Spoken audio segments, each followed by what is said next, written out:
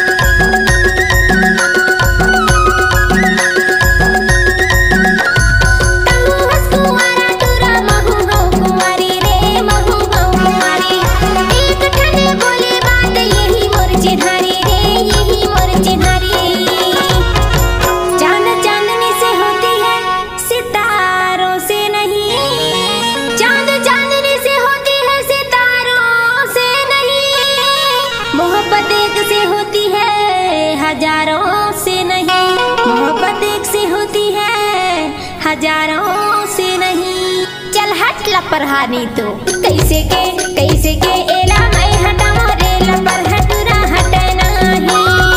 कैसे के एला मैं मनाऊं रे मुड़ बेल हटुरा मनना ही।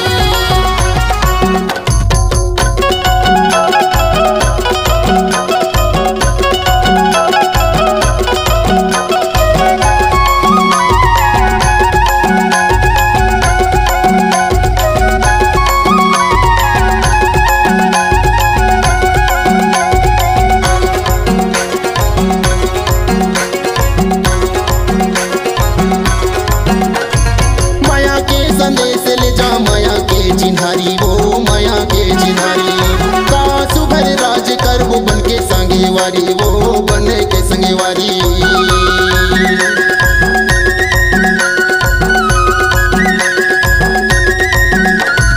माया के संदेश ले जा माया के चिन्हारी वो माया के चिन्हारी। का सुघर राज कर वो बन के संगवारी वो बने के संगवारी।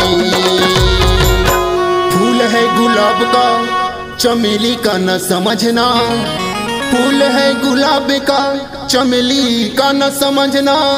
दीवाना हूँ मैं तेरा सहेली का न समझना, सहेली का न समझना। चल हट लपरहानी तो कैसे के एला मैं पटामो रहे लहंगा वाली पटैना ही। कैसे के एला मैं फसाओ रहे